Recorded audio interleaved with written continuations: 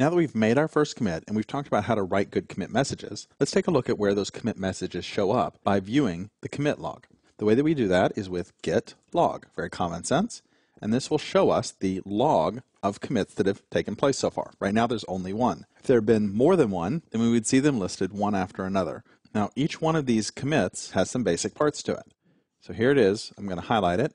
We've got the commit ID. This is the identifier for this commit. We'll talk more about that a little while later.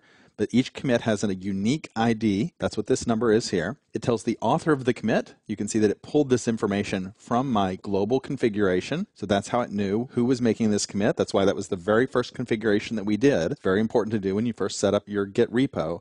Put in your information so that it can tell with each commit who's making the commit. And then the date that the commit was made, and then the message.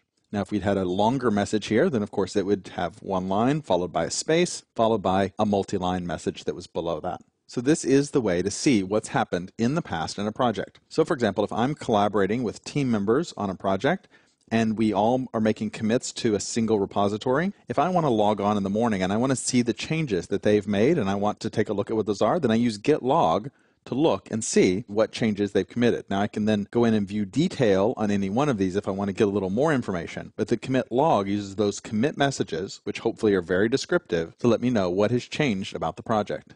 Now there are a number of options that you can use with log. If we use get help log, we can bring the manual page up that'll show you what a lot of those are. I'm going to show you just a couple of them real quick. So if we use git and then log with -n followed by a number, it will limit the number of commits that it returns to us. Now I only have one commit, so if I say get in1, it returns that single commit. Same thing if I say get 2, it returns just the single commit.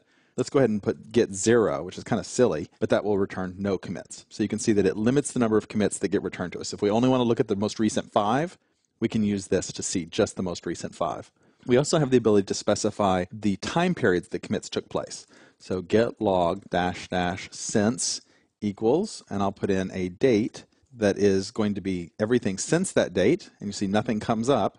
But if I do it from the day before my last commit, then you'll see everything since that date does pop up, and that commit shows up. Same thing with until. Let's go ahead and just go back to this one, and I'll edit since to say until. So everything leading up until the 15th of June shows up. If I change it to the 14th, then the commit doesn't show up because the commit was made on the 15th. So I can use since and until, and I can use them both together. So if we want to just see commits between a certain range. Notice that I have the author here. I can also say that I only want to see commits by a certain author. Author equals, and then in quotes or without quotes, I can put just part of the name that I want to look for. Look for author that is Kevin, and you'll see that it brings up my commit. But if I had another person in here, let's say it's Joe, then of course it doesn't find anyone with commits named Joe. This kind of searching in the author field can also be done in the commit message field using grep. That's very handy. We can use grep. That's for a regular expression search. So global regular expression search is what it stands for. And we'll put it inside quotes. And let's say we want to search for everything that has init in it. And it will search the commit messages for any text in the commit message that matches the regular expression that you've put here. So that can be very handy if we want to look for changes that took place where someone fixed a bug.